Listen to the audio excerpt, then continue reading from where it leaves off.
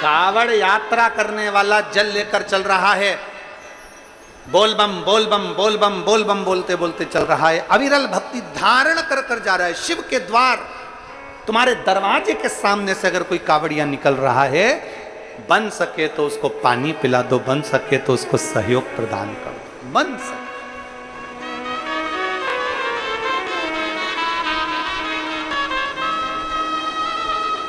बन सके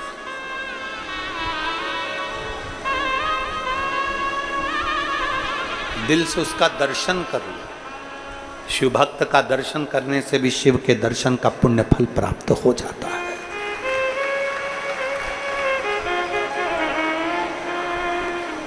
शिव के दर्शन का फल प्राप्त हो जाता है एक शिव भक्त के दर्शन का कर्मात्र कर लेने से।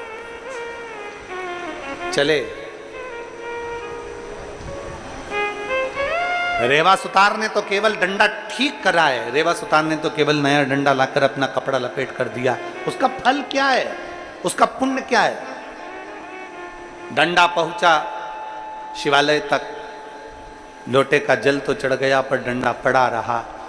मेरे ओघड़दानी क्या देखते हैं कि रेवा सुतार के घर में 3 दिन तो पहले से भोजन नहीं था और मालूम पड़ा थोड़े दिन और भोजन नहीं मिला। मेरे शिव सावन के महीने में, श्रावण के महीने में मेरे शंकर पार्वती जी को साथ में लेकर एक बुजुर्ग का रूप रखकर वो पिछोड़ा जो रेवा सुतार ने बांधा था वही कपड़ा लेकर, रेवा सुतार का वो कपड़ा लेकर मेरे भोले बाबा बूढ़े का रूप लेकर, बूढ़ी का रूप लेकर मेरे भोले बाबा उस रेवा सुतार के दरवाजे पर पहुंच गए। आवाज लगाई, बाबा जी, बाबा जी, ओ बाबा जी। रेवा सुतार ने अंदर से आवाज लगाकर, भूखा प्यासा बच्चे भी घर में भूखे, आवाज लगाया, कौन है भैया, कौन है? बाहर आकर बाबा जी ने कहा, शंकर भगवान बोले, हम बुजुर्ग दरवाजे पर खड़े हैं, कोई भैया को कावड़ यात्रा में आपने अपना तन का कपड़ा दिया था, वो कपड़ा लौटाने के लिए दिया है, हम लौटाने आए हैं। रेवा सुतार ने कहा, बेचारा कितना अच्छा व्यक्ति है, अब मेरा कपड़ा भी यहाँ देने आ गया। बाहर निकले रेवा सुतार, दरवाजा खोला, कपड़ा लिया, प्रणाम किया, भैया बहुत बहुत धन्यवाद जो तुमने मेरे तन का कपड़ा मुझे लाकर दे दिया। प्रणाम करा। शंकर पार्वती ने कहा रेवा सुतार से, बाबा जी वो लड़का आया था ना कावड़ लेकर, उसने कहा था ये वस्त्र तुम्हें दे दूं इसलिए मैं देने आया हूं। बाबा जी मेरे मन से 2 पानी के कलश, 2 लोटा जल वो लड़का शंकर के मंदिर में चढ़ाया था और उसके 2 लोटे 2 कलश मंदिर के अंदर रह गए थे। इस लोटे का मैं करूंगा क्या, इसलिए ये लोटे आप अपने पास में रख लीजिए। रेवा सुतार ने कहा ये लोटे हमारे नहीं है, ये कलश हमारा नहीं है, हम क्यों रखें? नहीं नहीं वो लड़के के थे, जब कपड़ा तुम्हारा है तो लोटे के तुम हकदार हो, इसको तो तुम्हें रखना पड़ेगा। एक लोटा कावड़ का माता पार्वती जी ने रेवा सुतार की पत्नी को दे दिया, दूसरा लोटा महादेव जी ने रेवा सुतार के हाथ में दे दिया और देकर दोनों चल दिए। इतने में पत्नी बोली रेवा सुतार की कि कितना अच्छा कावड़िया था, देखो हमारे घर में 2 लोटे आ गए, अब अगला सावन जब आएगा ना अपन भी कावड़ लेकर चलेंगे। पति रेवा सुतार हंसकर बोला, खाने के लिए घर में अन्न का दाना नहीं है तो लोटा कहाँ से लाएंगे? पत्नी बोली ये वो लोटे देकर तो चले गए, डंडा अपन ढूंढेंगे और कावड़ अपन बनाकर शंकर के मंदिर अगले वर्ष जरूर चलेंगे। दोनों विचार कर लेते हैं। दोनों का विचार चला, कावड़ का दोनों लोटा अपने अपने पास में रख लिए। पत्नी उस लोटे में रोज जल भर कर रखती और शंकर जी का स्मरण करती कि मैं अगले साल आऊंगी, और जो जल पत्नी आचमन के लिए लेती उसमें से एक सोने की गिन्नी प्रतिदिन नीचे गिरकर सामने आ जाती। सोने का एक गिन्नी नीचे गिरती, रेवा सुतार की लोटे के जल में से प्रतिदिन एक गिन्नी गिरती। प्रतिदिन दोनों के पास 2 सोने की गिन्नियां आने लगी। धीरे धीरे धीरे धीरे करते करते करते करते साल भी पूरा नहीं हुआ और दोनों का घर महल बन गया और अपार आनंद सुख समाहित हो गया। अपार बोल बम का नारा है। रेवा सुतार ने अपने तन का कपड़ा बांधा और तन का कपड़ा बांध कर रेवा सुतार ने दे दिया। डंडा हाथ में लेकर कावड़िया चला चला।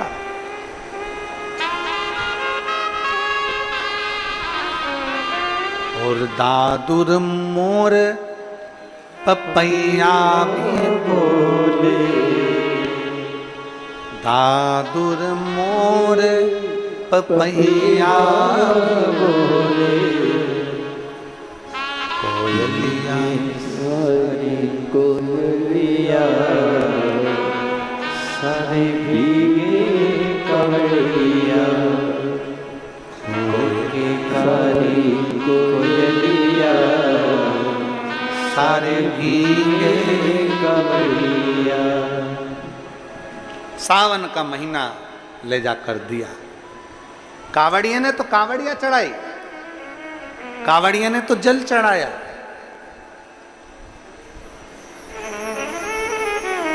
रेवा सुतार को कोई काम नहीं मिला, कोई काम। रेवा सुतार को कोई काम नहीं मिला।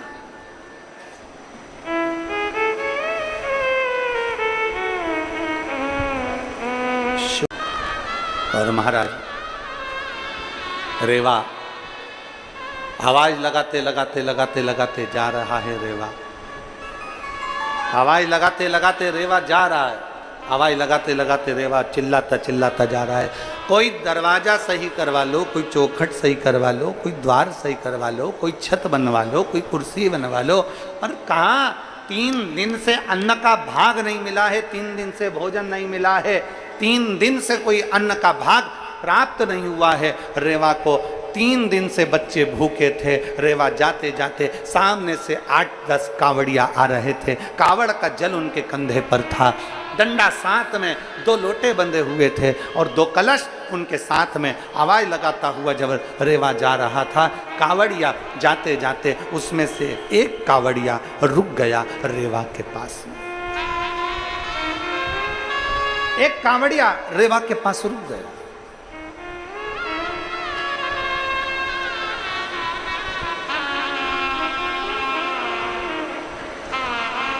और एक कावड़िया जब रेवा के पास में रुका, रुकते से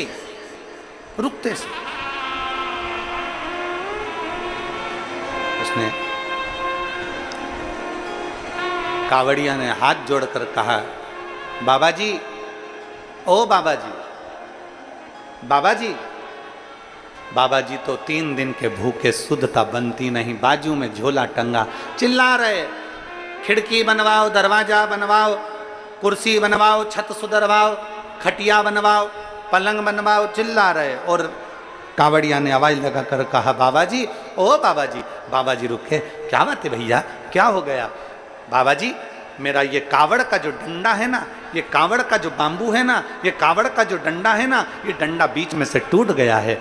मैं बड़ी मुश्किल से इस डंडे को बीच में से पकड़ कर लेकर आ रहा हूं। जहां से ये टूटा है वहां से मैं इसको पकड़ कर रखा हूं।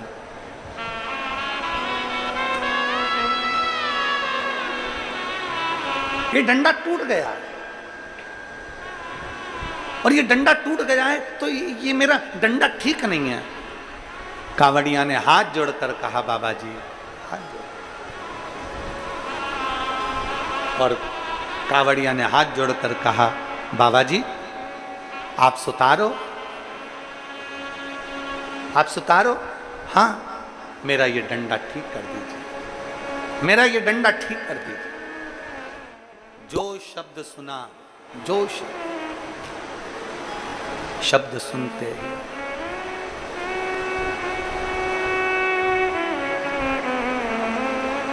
शब्द सुनते ही बाबा जी की आंख से जल बहने लगा। 3 दिन में काम भी मिला तो वो मिला कि कोई पैसा मिलने वाला इसमें है नहीं, कोई दमड़ी मिलेगी नहीं, कोई 1 रुपया इसमें प्राप्त नहीं होगा, इसमें 1 रुपया कहीं से। एक कितना सुंदर चरित्र आता है। एक रेवा नाम का सुतार था, उसका नाम था रेवा। रेवा क्यों रखा उसका नाम? तो वो नर्मदा जी के घाट पर रहता था और मां नर्मदा जी का नाम रेवा भी है। अब सुतारी करता था। सुतारी में सुतारी जानते हो ना आप लोग? सुतारी का काम क्या होता है? लकड़ी को सही करना, खटिया बनाना, पलंग बनाना, दरवाजे। अब तो ये सारा काम होने लगा कि बड़े बड़े बेड बनने लगे, पलंग बनने लगे अच्छे सुंदर सुंदर, और अलमारियाँ बनने लगी, फर्नीचर बनने लगा। ये पहले नहीं बनता था।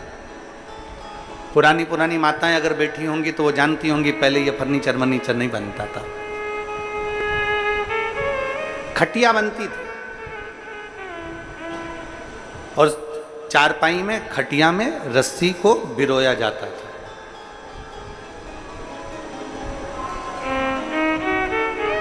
कुर्सी बनती थी, चारपाई बनती थी, दरवाजा बनता था, चौखट बनती थी, खिड़की बनती थी, खिड़की की चौखट बनती थी। ये सुतारी चला करती थी।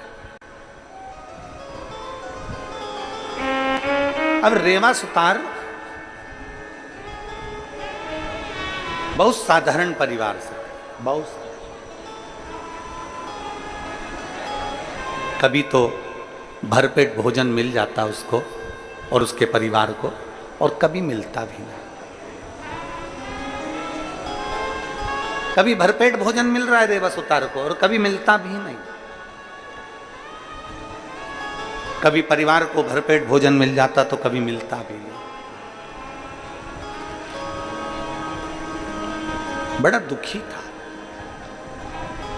भोजन मिल जाता तो 2-3 दिन का लगातार भोजन मिल जाता, कहीं काम मिल जाता, कर आता थोड़ी सी। अब आजकल तो आप लोगों के स्मरण में है कि नहीं हमको नहीं मालूम, छत्तीसगढ़ वालों को, पर हमने जो देखा है, हमारे पूर्वजों के मुख से जो हमने सुना है, उसमें ऐसा था कि नाई कटिंग करने आता था तो उसको पैसा नहीं देना पड़ता था, थोड़ा अनाज दे दिया जाता था। और मुझे उम्मीद है छत्तीसगढ़ के भी जो छोटे गांव होंगे वहाँ पर अगर कोई खवास कटिंग करने आता हो, दाढ़ी बनाने आता हो, तो महीने का, 15 दिन का, साल भर का उसको अनाज दिया जाता था। उसको चावल या धान आदि जो भी आपके यहाँ होता हो वो देते थे।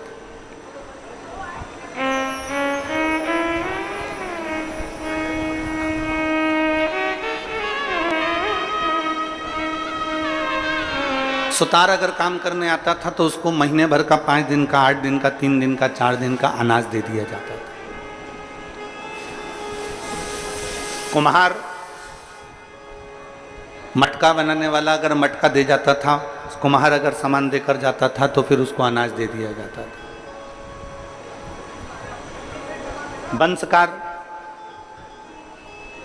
बंसकार जो सुपड़ा बनाने वाला होता है, डल्ला बनाने वाला होता है, डलिया बनाने वाला होता है, वो उसको भी अनाज दे दिया जाता है। अब रेवा सुतार को कभी 2 दिन का, कभी 3 दिन का, कभी 4 दिन का अनाज मिल जाता, बाकी के दिन उसके ऐसे ही चले जाते। लगभग 1 महीने में 20 दिन रेवा सुतार के घर के लोग भूखे रहते और 10 दिन भोजन करते रेवा सुतार। 10 दिन बस भोजन। बच्चे भी दुखी, पत्नी, परिवार सब दुखी रहता, रेवा सुतार भी दुखी रहता। एक बार रेवा सुतार का नियम था, झोला बाजू में टांगा और आवाज लगाते लगाते जाता, भैया छत सुधरवा लो, भैया चौखट बनवा लो, भैया दरवाजा बनवा लो, भैया ये बनवा लो।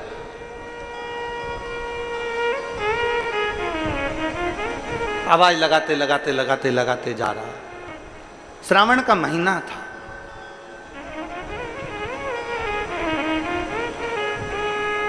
तीन दिन से रेवा सुतार के घर में चूल्हा नहीं जला था। 3 दिन से रेवा सुतार के घर में अन्न का दाना नहीं था। बच्चे भी भूखे, पत्नी भूखी, रेवा सुतार भूखा। झोला उठाया, उसमें छीलने का सामान, काटने का सामान, कुल्हाड़ी और जो छेनी आदि के लेकर चल दिया। भैया काम करवा लो, भैया छत सुधरवा लो, भैया खाट बनवा लो, भैया चौखट बनवा लो, भैया दरवाजा बनवा लो, भैया द्वार बनवा लो। आवाज़ लगाते लगाते लगाते जा रहा था। बीच मार्ग में चलते चलते उसके स्मरण में नहीं आया, वो तो चला जा रहा है शुद्धि बांधे हुए, उसकी शुद्धता में नहीं। और चलते चलते सामने से 8-10 शिव भक्त, हाथ में डंडा, 2 लोटे जल के, कावड़ भरकर चले आ रहे थे।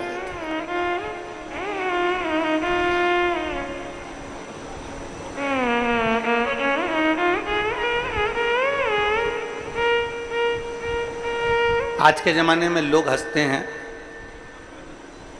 कई लोग कहते हैं कि ये कावड़ तो लोग हंसी करते हैं कि ये तो लोगों ने मन से बना ली है। महाराज जी, लोग कहते हैं कावड़ का, विधायक जी, कई लोग प्रश्न खड़ा करते हैं, जो सनातन धर्म से नहीं जुड़े हैं वो प्रश्न खड़ा करते हैं कि कावड़ मन से बनाई गई। शिव महापुराण की कथा कहती है सावन के महीने की सबसे पहली कावड़ भगवान नारायण ने लक्ष्मी जी के साथ मिलकर भगवान विष्णु शंकर को चढ़ाई थी। जब भगवान शिव के गले में विषधर हो गए थे, भगवान शंकर ने जब विष का पान कर लिया था, नीलकंठधारी हो गए थे। नीलकंठधारी, कंठ की जलन समाप्त नहीं हो रही। पार्वती जी की आंखों से अश्रु लगातार बह रहे। लक्ष्मी जी ने भगवान नारायण से कहा कि शिव जी ने दुनिया के लोगों को अमृत देने के लिए खुद ने विष का पान कर लिया है, उनका कंठ जल रहा है। शंकर कहते हैं, लक्ष्मी जी कहती हैं कुछ करिए। नारायण का 2 लोटा जल उठाकर नारायण तुरंत दौड़कर शिव जी के पास पहुंच गए।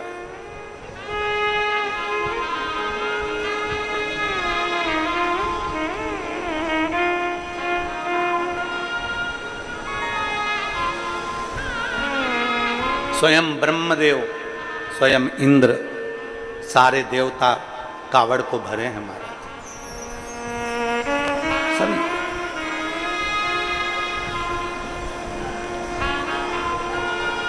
कहा,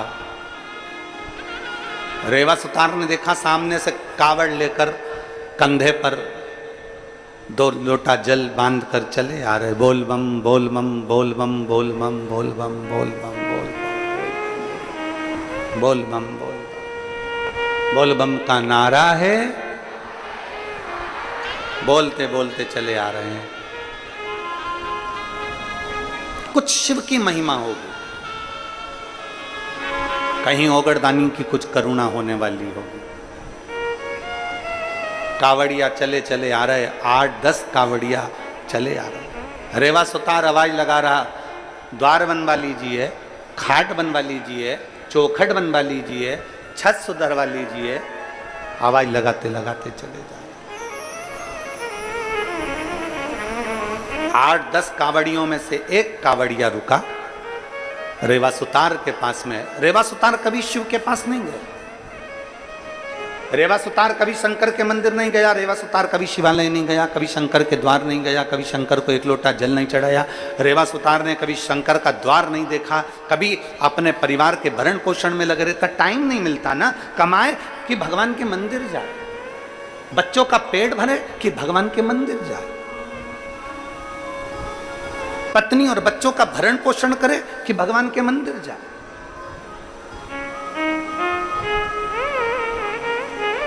कभी मंदिर नहीं गया। इसीलिए तो शिव महापुराण की कथा कहती है, भगवान शंकर का चरित्र कहता है कि काम करते रहो और नाम जपते रहो। शिव महापुराण ने कभी यह नहीं कहा कि तुम मंदिर में जाकर बैठ जाओ। शिव महापुराण ने कभी यह नहीं कहा कि तुम तीर्थ में जाकर बैठ जाओ। शिव महापुराण ने कभी यह नहीं कहा कि तुम किसी पवित्र नदी के तट पर जाकर अपनी जिंदगी निकाल लो। शिव महापुराण की कथा कहती है, अगर तुम्हारे घर में बच्चे हैं, परिवार है, कुटुंब है, रिश्ते नाते सब कुछ तुम्हारे घर के अंदर विराजमान है, तो तुम उस परिवार के अंदर रहो, उनका भरण पोषण करते रहो और अपना काम करते करते भगवान का नाम लेते रहो। इसमें भी परमात्मा की प्राप्ति है। घर छोड़कर मत जाओ, परिवार छोड़कर मत जाओ, कुटुंब छोड़कर मत जाओ, रिश्ते नाते छोड़कर मत जाओ। घर में रहो और घर में रहकर भगवान की भक्ति को करो। परिवार का भरण पोषण भी करिए और परिवार को संभाल भी लीजिए और भगवान की भक्ति भी करिए। इसका सबसे सुंदर उदाहरण है घर में रहने वाली एक स्त्री। इसका सबसे सुंदर उदाहरण है घर में रहने वाली एक नारी। पुरुष से ज्यादा स्त्री व्यस्त रहती है, पुरुष से ज्यादा स्त्री व्यस्त रहती है। सुबह से उठती है, पति की तो आंख नहीं खुलती, उससे पहले उठकर रसोई घर में चली जाती है। रसोई घर में बच्चों का टिफिन बनाना, ये करना वो करना, झाड़ू लगाना, पोछा लगाना, सफाई करना, करते करते करते करते सुबह 8-9 बजे बच्चों को स्कूल भेजकर फिर काम में लग जाती है। स्नान आदि कर, बर्तन आदि मांझ और कपड़े वगैरह धोकर वो डालकर फिर भोजन का लग्गा लगा लेती है। भोजन बनाते बनाते उसको 12:30-1 बज जाती है। सबको भोजन करा देती है, फिर बाद में भोजन करती है। बर्तन जो बचते हैं उसको मांझने बैठ जाती है। करते करते 2 बज जाती है। थोड़ा सा समय मिला ना मिला, लेटी, आराम करा ना करा, कोई काम में लग गई, कुछ बीनने चुनने में लग गई, कोई त्यौहार आ गया तो कुछ बनाने में लग गई। करते करते शाम हो गई। शाम को फिर भोजन की तैयारी, भगवान का भजन, मंदिर में जो भगवान बैठे हैं उनको 2 फूल चढ़ा देगी, बेलपत्र चढ़ा देगी, अगरबत्ती लगा देगी, दिया लगा देगी और पूजन करके फिर अपने काम में लग जाती है।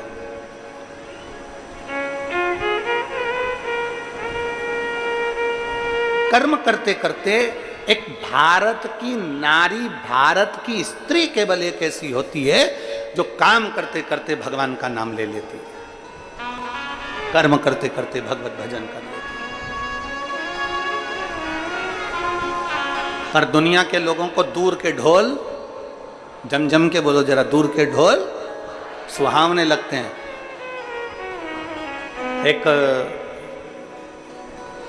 एक महाराज जी घूमने के लिए विदेश गए, और विदेश गए तो उन्होंने क्या देखा कि विदेश में एक महिला का पति मर गया, और महिला का पति मर गया और उसको जमीन के अंदर गाड़ दिया गया, उस पर उसकी कब्र बना दी गई। और बनाने के बाद महिला उस पति की कब्र पर पंखा कर रही थी बैठकर, पति की कब्र पर कब्र पर पंखा। जब पति की कब्र पर महिला पंखा कर रही तो संत को लगा कि बताओ, हमारे भारत की नारी तो पति के साथ सती हो जाती है, इतनी प्रबल नारी होती है, पर हमारी भारत की नारी से भी बड़ी प्रबल नारी तो ये विदेश की नारी है, जो पति मर गया तो पत्नी पति की कब्र पर पंखा कर रही है, ये तो हमारे भारत की नारी से भी बड़ी नारी है। तब संत उस नारी के पास गए और उस नारी के हाथ जोड़कर कहते हैं, मैं तुम्हें प्रणाम करता हूँ। हमारे भारत की नारी तो पति के साथ सती हो जाती है, पर तू तो उससे भी बड़ी है कि पति मर गया, मरने के बाद तू उसके कब्र पर पंखा कर रही है। इतने में वो विदेश की नारी बोली, महाराज बात ऐसी है कि हमारे यहाँ का नियम है, जब तक पति की कब्र सूखती नहीं है तब तक हम दूसरी शादी नहीं कर सकते हैं। इसलिए वो पति की कब्र को पंखा दे देकर सुखा रही है, पंखा कर कर कर सुखा रही है। अर्थात शास्त्र कहता है कि भारत सभ्यता की दैनी है, भारत संस्कृति की दैनी है, भारत संस्कारों की दैनी है, भारत निर्मलता की दैनी है, भारत दुनिया के लोगों को प्रेरणा की देनी है। इसलिए भारत के बराबर दुनिया की कोई नारी भी नहीं हो सकती जो भारत में है।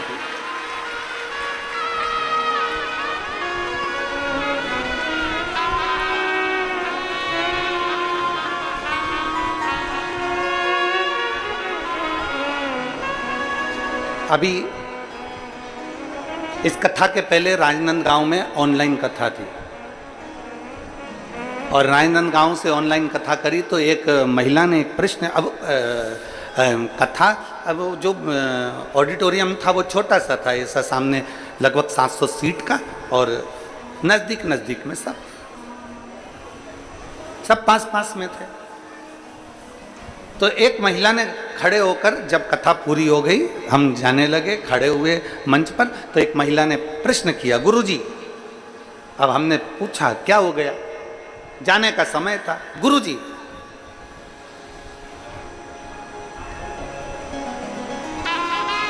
स्त्री को सीता बनना चाहिए कि नहीं बनना चाहिए? हमने कहा क्यों नहीं बनना चाहिए, मां जानकी तो भारत का गौरव है, मां जानकी तो भारत का गौरव है, स्त्री को सीता बनना चाहिए कि नहीं बनना चाहिए? हमने कहा मां जानकी, मां सीता तो भारत का गौरव है, स्त्री को सीता अपने पति राम के लिए बनना चाहिए, और बाकी की दुनिया वालों के लिए तो स्त्री को चंडी और काली बनना चाहिए। स्त्री को सीता केवल अपने पति राम के लिए बनना चाहिए, बाकी की जितने भी हैं सबके लिए स्त्री को तो चंडी और काली बनना चाहिए। अपने पति के लिए जानकी बनी रहे। महापुराण की कथा कर रही है, रेवा सुतार को लगा, रेवा सुतार ने मन में सोचा कि मैं आवाज लगा रहा हूं, आज मुझे लगता है 3 दिन से तो अन्न नहीं मिला, 3 दिन से तो भोजन नहीं मिला, मुझे लगता है कि आज भोजन मिलना ही नहीं,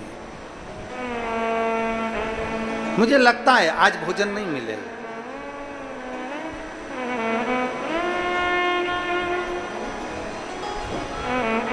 कभी शिवालय नहीं गया था रेवा, कभी शंकर के मंदिर नहीं गया था रेवा सुतार, कभी शंकर के शिवालय नहीं पहुंचा था रेवा सुतार, कभी नहीं गया।